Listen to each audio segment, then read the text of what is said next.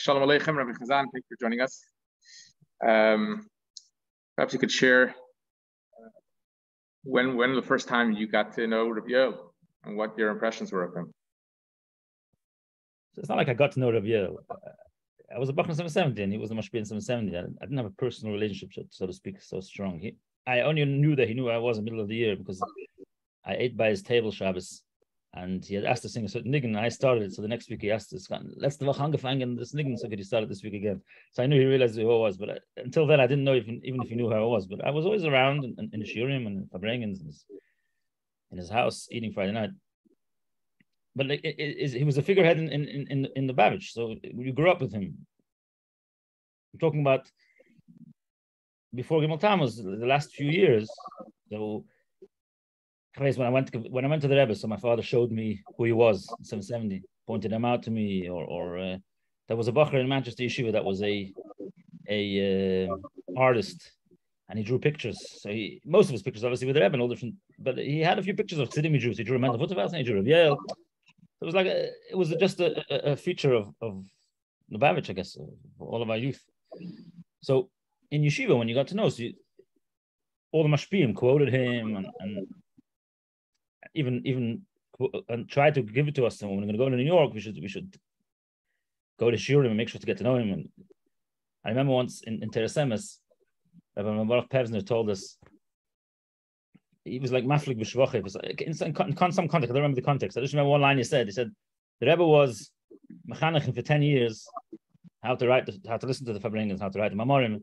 So if Reb Yoel writes in Chassidus, it has a certain gather of Muggah. That's like an extreme statement, but it means to say that he is so trained in the Rebbe's way of thinking and the Rebbe's Torah. So when he writes it, it's with a certain samchut that no one else has, certain authority. And then when I came to Litera, so we used to go to Shur the whole time and this one bring as much as possible. And then once you start listening to him, so then there's a whole world of tapes, which is open to everyone. Everyone could listen to the tapes. So when I was on Shlichus, so I listened to the tapes on iBase and listened to some above. That was his involvement in a regular Bach. And then in 770, so we had a shir every morning. I learned by him the year before Tav Shin Samach Vav. So he had this plan to learn Samach Vav, the Hemshech, to finish the whole Hemshech. So he actually taught more often and Amarim, which he didn't usually teach, because he was trying to go through Samach Vav in honor of Tav Shin Samach Vav, the 100 years. I guess that would be.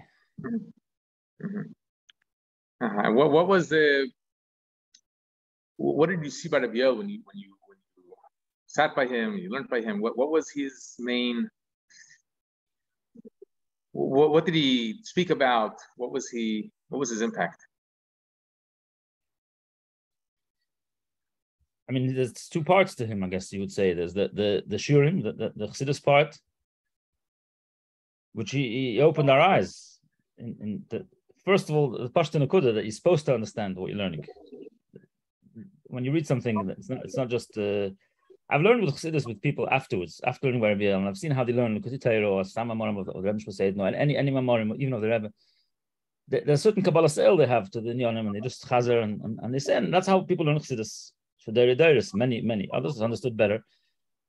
And when you learned by Reb Yoel, you saw that he gave you a te'ima, taste, what it means to understand, and then you have to work yourself to broaden that and use it to understand everything you learn.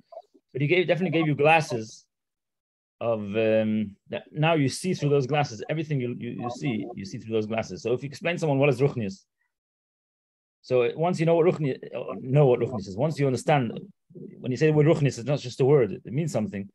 So then you're always talking about Ruchnius. All the elements and everything you learn about Chassidus is talking about Ruchnius. So if someone will explain to you and give you a feeling for Ruchnius, then it will change your whole way you approach Chassidus. And the same thing in all the terms that are used in every mimer, Tzimtzum. If you know what Tzimtzum means, then it changes every time you learn a mimer, and it uses the word Tzimtzum. Many areas, then you have to work on it yourself. But it's every time you learn to a shir, it wasn't just a shir on that particular issue. It was new glasses that you saw the rest of Chassidus through those glasses. That was Beneged HaSkala. It seems that Reb Yoel also, besides the actual content of what he spoke about, the definitions and explanations, he he trained Bachrim, Talmidim, how to approach Chassidus, how to think Bechlal, how to understand ideas, abstract ideas thoroughly, clearly. So yeah, besides being a medical Balmasbir, and he was also a medical mechanech. I mean to say, he anticipated where you're going to go wrong, and he fixed the issues. He presented it in a way that you shouldn't have these mechshalis, you shouldn't have these stumbling blocks. Right. So he was a master mechanech in terms of forcing you to think more abstract. It's very hard to talk about it in an abstract way. You have to give mishalim of inyanim of this, but right. He would bring you up the same person after you learned by him than before you learned by him. Right. In other words, he used to always speak about the two types of a Rav and Talmud. There's a Rav and Talmud that the Rav can chaz everything the Talmud can chaz everything the Rav said. But then there's a Talmud which Nasi Chushia Talmud Chushia Rav, that he would be able to tell you what the Rav said in this issue. So you have also a nigla. I mean, there's a story with Reb Chaim Brisker that the Bachrim told him kashas, and he told each Bachar which sefer the kasha was from. So this is the kasha of the Yeshua, this is the kasha of the Masha. He was able to tell from the kasha what's the style and who said it. So each mefarish has a style, even in nigla. But in Chassidus, he made you have his style. He didn't just give you information; he gave you a style. Right. I mean, his impact is not only on the Talmidim who learned directly by him, but through his recordings and his svarim. He's the mashpia of all the mashpiim. So anyone who today teaches Chassidus is teaching more or less what the method that they got from him, or the mahalach, the way of thinking. Right. So that was he lit up. It's once you hear him. So anytime you hear someone else gribbling, and gribbling means struggling with ruchnistic Indian and trying to understand it, then you just see that the room is light. You understand the Indian the way it is. So why are you looking and finagling and fidgeting around the subject instead of just saying the subject the way it is? I once heard a shir from a certain mashpia on the topic, and the Bashkacha Pratis, I heard the same shir on the same topic. Just there were two tapes in the car, and that was what they switched on. And it happened to be was on the same topic, and you just saw one was Yisrael Techacheshach, one was grappling with the issue and around and trying to give me one hezbollah and slugging it up and giving another hezbollah. And Rabbi Yoel just explained the issue, and then it was just the room was light, and you just saw the Indian the way it is. So once you tasted it, you couldn't learn any other way. Right. So moving to his Verbringens, this was his shiurim Chassidus by his Verbringens. What would you say the theme of his Verbringens were? What did he speak about by his Verbringens? So a lot of his Verbringens were hashkaf, I mean to say the way you're supposed to look at things. And then some of them were heroes in directives, how to live your life, or how to. So you can bring about thinking Chassidus or dedication to Chassidus. But the main focus for me, and it was the main thing we took away. He was a person that was a very, very great person in his own right, put it that way. And he was so bottled to the Rebbe, and his only Indian was to give us a te'ima and a taste of what he had, and to pass on the legacy of the Rebbe. But he was lucky, and his generation was lucky. So he felt an achrayas towards us that we should be mukusharim like him. So he tried to pass on the hiskashas that he had onto us. And if it did it, you saw it was with an agenda. In other words, he felt for us, and he did it as a taiva to try and be mechanachas and give us the hadrach that he had from the Rebbe and the feelings he had towards the Rebbe, etc. So I'm talking about, I came to him after Gimel Tammuz, right? A number of years after Gimel Tammuz. So it was a new facet to be able to take a door, and I think that was what pushed him to go Fabring with Bachrim. When I was working in the yeshiva in Staten Island, he came to Fabring for the young Bachrim, and his whole Fabring was about the Iskashros and the Rebbe's caring about each individual Bachar, just like he cared before Gimel Tammuz.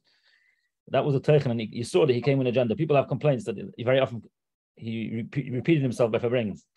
It's very pashut that he repeated himself by Fabrengens because he didn't come with, wasn't an entertainer. He wasn't trying to entertain you. He came with an agenda, And a bacher came from the beginning of Kutza and to the end of Kutza. That year, he wanted the bacher to get certain hanachas, not just information. He wanted to change the way of looking at things. And that he came to every Farbrengen with an agenda. He's trying to get through these points. So sometimes he's required to chazan himself. Right. It's incredible. Reb Yoel himself, his own dedication to the Rebbe and to teaching the Rebbe's Torah. He was an Ardarish Narmakayim for sure. In other words, you saw that he was an Ardarish, and he really was willing to give everything he had for in Koyach, and it was important for him that another Yid should about Chassidus or the Bacher should, and it was he was Meir Emes. When he said something, he really meant it. And he saw it really bothered him, or he really cared about what he was saying. And if he got upset about something, it's because he really got upset about something. It was Yiddishkeit and Chassidishkeit and Rebbe and anyone who put a block. In other words, if he was talking about something that was going wrong, it was something that really, really bothered him. It was really negea, like and the whole command of my Siberacious, and it was a real, everything was a real issue. Right. I would say from my personal experience, what I saw when I came from Eretz Yisrael, and before that I was in Manchester in not in Lubavitch or Moiset. I don't think Shiviktan, not in Lubavitch, and in the Goyish world the same thing. The Havdil. There's a tenua of postmodernism. In other words, don't be fanatical about anything. Don't be partisan. Try and see things objective, and don't be fundamentalist about any issue. Try and see things as like what Reb used to call him as a journalist. Stand outside and look inside and judge the situation as an outsider. So about Torah mitzvahs, so we knew that, but anything and above Torah mitzvahs, let's say iskashrus, or because it was a Chassidic Klali Shivuktan I learned in, so they tried to give us this chinuch that any partisan politics or party lines to be a bells or the fight which is better, a satmar or bells, whatever it is all tereif, is not true. It's not part of Yiddishkeit, and all these things are just cherry on the cake. You know, whether you're a bells or a satmar is just very, very minor differences, and that's the chinuch they pushed. It was with an agenda driven. That they said a story with Chafetz Chaim, Moshe Chafetz Chaim, that there was a shver that had two edims, and one edim like fleishiks, one edim like milchiks. So the shver was a gvir, so he gave them every night two suppers, one milchiks and one fleishik. So the two edim sat on different tables, and then the shver was yard min chassav, and he didn't have money for fleishiks and milchiks, so he gave them just bread and whatever it was, and he still sat two separate tables. He says, "Mele, when you were eating fleishiks and you were eating milchiks, you sat two separate tables, mele. But now you're eating the same thing, so why are you sitting on two separate tables?" So he said, so they had what to fight about. They sat two separate tables. But today, this was the chinuch that they tried to give us. And then I came to Eretz Yisrael, and even within the impression I got that the serious people, the people that were davening and were doing chassidus, they were the ernst, the Balei Aveda. And then there was the people that just made noise and going mivtzoim and screaming going mivtzoim, even themselves not going mivtzoim, just a lot of hoo-ha, and they screamed about their shui, and the people that worked on themselves and were not making so much noise. In other words, not such partisan. It wasn't so much fluff. That was the impression that it looked like. The mashpiyim in yeshiva, the serious ones were more heavy in terms of avodah, and they spoke less about their experiences by Fabring and less experience about less about iskashros. And I came to Reb Yoel, and the whole thing was a sapach al yitzrav. The whole thing was upside down. That he spoke about being partisan, being biased towards the Rebbe, towards the Lubavitch, as the most as a form of dedication. It just changed the whole. And I'm talking about biased in a positive connotation. And the same thing with unapologetic. Unapologetic. Yeah, but not just unapologetic. Dedicated and completely submerged and it's not necessary to be single-minded and focused on And dedicated to the Rebbe. And but it's not just that. He was a person that this dedication to the Rebbe was mechayev him. He paid a price for it, and he demanded it should be what it means: learning more, davening more, or going with tzayim and understanding whatever he was demanding in that Farbrengen.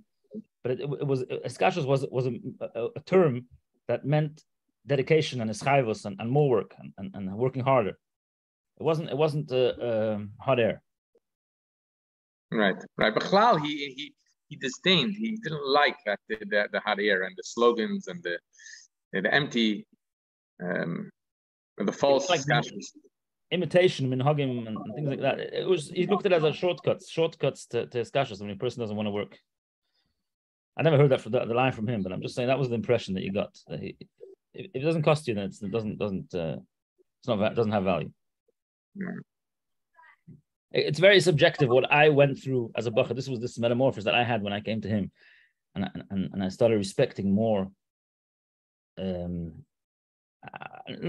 go through. You have every chassid has to somehow develop be niskarav to Chabad, just like a person who's not the Baruch has to be niskarav. So every chassid himself has to be niskarav.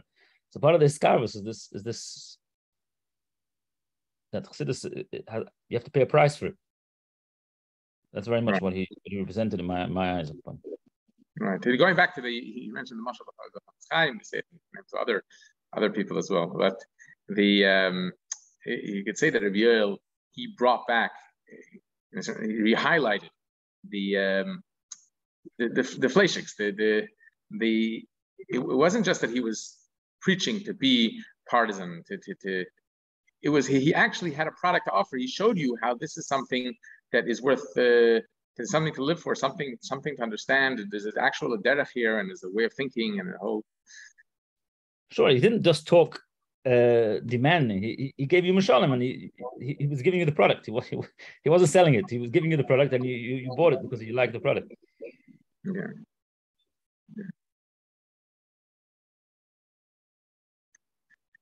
Yeah. And this is something that he taught to Bachrim, and he really dedicated himself to this. You see how he bringed and gave shiurim, even advanced in age. He continued to give the shiurim for bringing with young Bachrim and to talk about these things. This was his chayas. This was his real chayas. I mean, I remember he used to come even as a young man. He used to give a sheikh this in the morning. He was very older, and it was early in the morning, and he started the shir. He thought his mamish gonna faint in any second. It was like very, very hard for him to say the words, to get the words out, and he was pushing himself. And then as he got more into it, and the Indian got more depth, and you saw him actually become alive from the Indian. The Chassidus gave him chayes, begashmi especially. You just saw it with your own eyes. Right. Yeah, and Reb Yoel was also about Shmua, and the way he was madrich. He very much didn't like when people saw him in that light. In other words, when he in my time, he discovered that he had spoken about a chassid, and the only context this bacher that was listening, or the bacher that was listening on Friday night about this chassid, was what he had said, and he was very nervous because he thought he's speaking stage 2. He's speaking to people that understand the culture of chassidim, understand already a bit, they have a context of history of who the nafshos apoilos, who the people were talking about. And the same thing with Chassidus, by the way. I remember him, he said once to one of the Bachar that I was close to in my times, and I heard this on this Bachar, that certain yeshivas, Bachrim come, that they know the background of Chassidus is better, and certain yeshivas is they come, they talk to them about an Indian, they've never heard this Indian before. He was trying to speak stage 2, and the Bachar needs stage 1. He's never heard of the concepts. So he was very sign Askalin, sign in Darkei Chassidus. Right. It's interesting that you mentioned about how his Hakdosha and his kashrus and he brought out a lot the chiddush of the Rebbe, the chiddushim of the Rebbe, and chiddush of the Rashvi. But at the same time, he didn't like when people try to look for chiddushim, or try to come up with a new. Look for something new and different, and to make is different, and everything else is being rejected. He felt he took for granted that Shvi is Shvi L'Rishon. In other words, he was coming from a culture of his father was a chassid, and he grew up around chassidim and Ramat Gan, and he had a certain tziyur before he came. And as much as Shraga Batira Maya Hani, you'd say, what is a candle in the middle of a so what is all this chinuch that he had in front of the shining sun that the chinuch that he got from the Rebbe, but he was a kli because he had a chinuch, and he had a context to understand the Rebbe. He didn't come as a someone that was just this guy in the midbar, you know. He had a context, and he expected you to, when he talked to you, he expected you to have a context as well. Right. It seems like in the later years he started to share that a lot more. He started to, as he got older, he actually brought himself down more to discuss basic chinuch.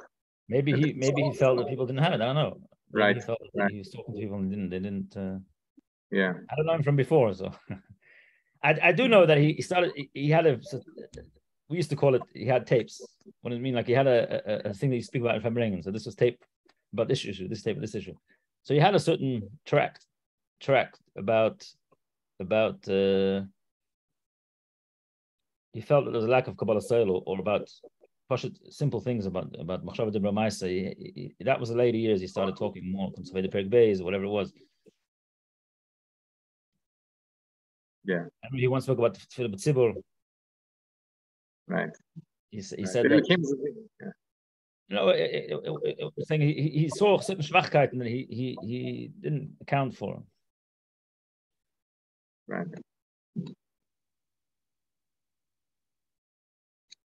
Yeah.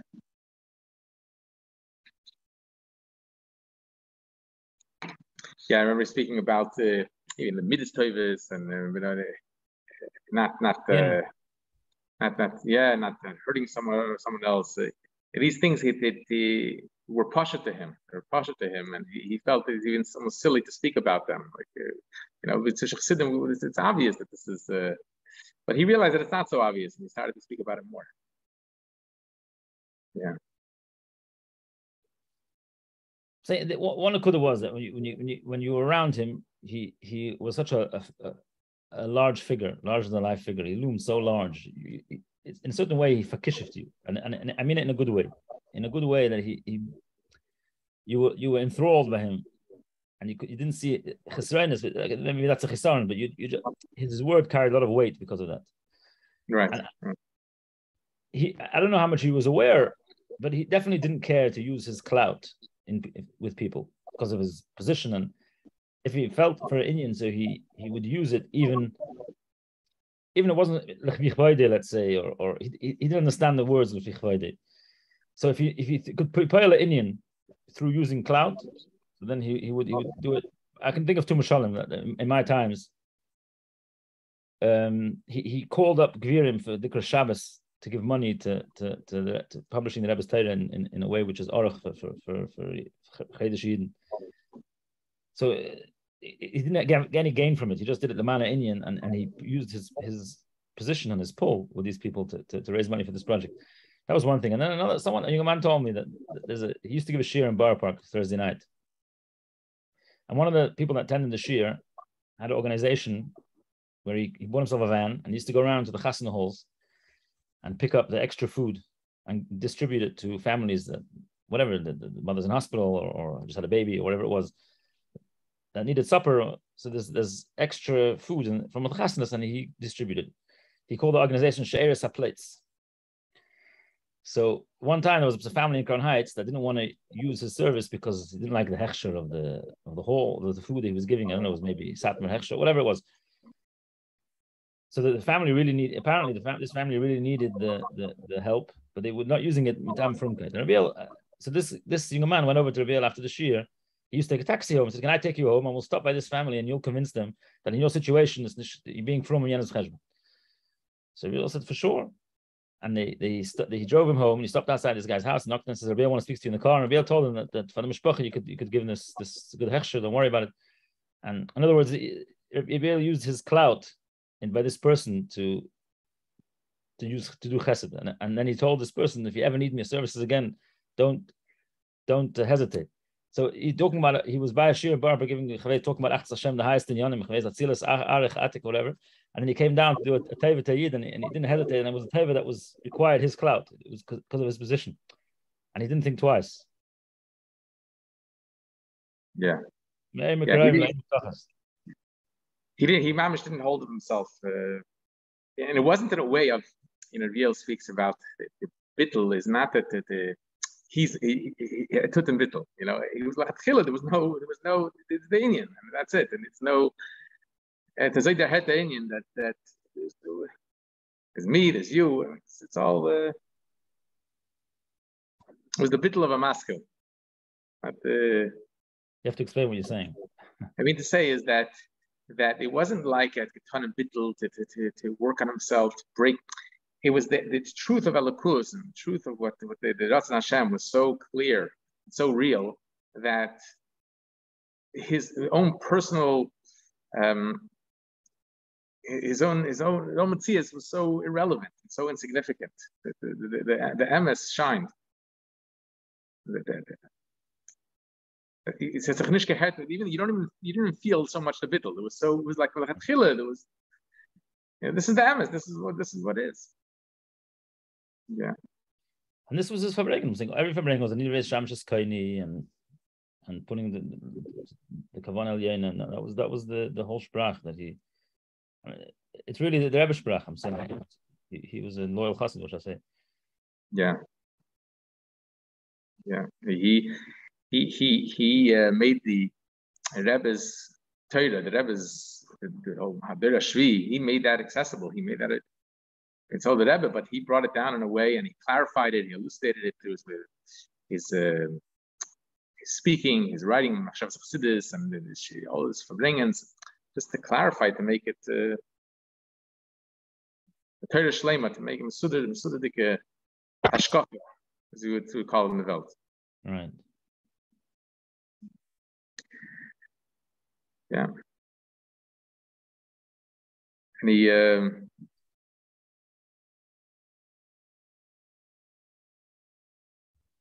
The thing that drew us to him was also that you saw anyone that was a who's who was so buttled to him. In other words, so macabre from him. Any one of all mashpim and magdashim yeshiva, or any chassid that you ever spoke to, Yoel was a different league, a different caliber. So in the Mela, you felt it was a chus to be around his Fabrengen. Yeah, that's true. The greatest mashpim. Yeah.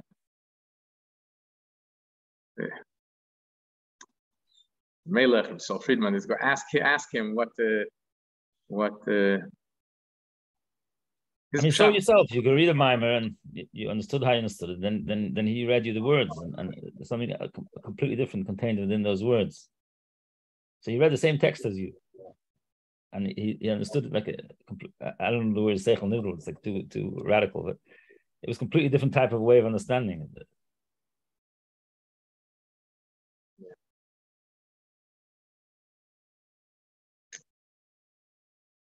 Okay. Saying his Torah is there. If you like reading, you can read it, and you can listen to the tapes. It's all there. Saying all his shurim and. Right. Have been making an effort to try to make his Torah more available in English. We did the I did the shiurim with him. We had for over 2 years recorded videos of him. He dedicated himself to it without any gain or interest.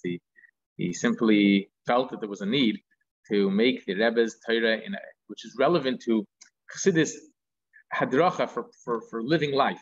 He felt that there were people didn't feel that Chassidus had what to offer as far as everyday life as living their life. They felt they had to turn to other places. That was after the Parsha and the whole Asif and Karnites. And he offered to record a weekly shir, specifically choosing sichos and ideas Chassidus which are relevant to everyday life. And we wrote them up and we published them, the videos with captions. And the Mitzvah Hashem, we hope to publish it in a sefer very soon. Right, but that doesn't replace the real deep shiurim which you gave. Which I don't know. There's different levels of how accessible his Torah is. It's not his Torah. I'm saying how accessible you could learn from him. But the beauty is that everyone can become his talmid. He's not limited to yeah. You could go Klirish, you can become his talmid mamish. Right.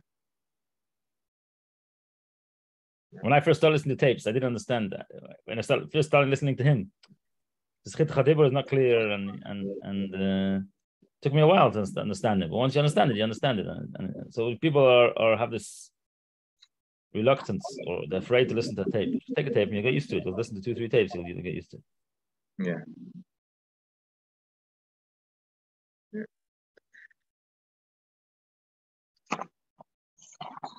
Just one last nekuda. If you think about what the Rambam writes about Mashiach, that what's going to happen when Mashiach comes? The only interest is going to be Adas Hashem. If you can imagine someone like that, Reb Yoel was only to Adas Hashem Bavad, to learn Chassidus, to teach Chassidus, to explain Chassidus. People should know Chassidus. That was the Asik Kolayim Kuli. That's what his mind was focused on. That's the only interest in the world. So it's like a te'im of a person from Mashiach. Mashiach the Kiyid. It's a real Mashiach the Kiyid.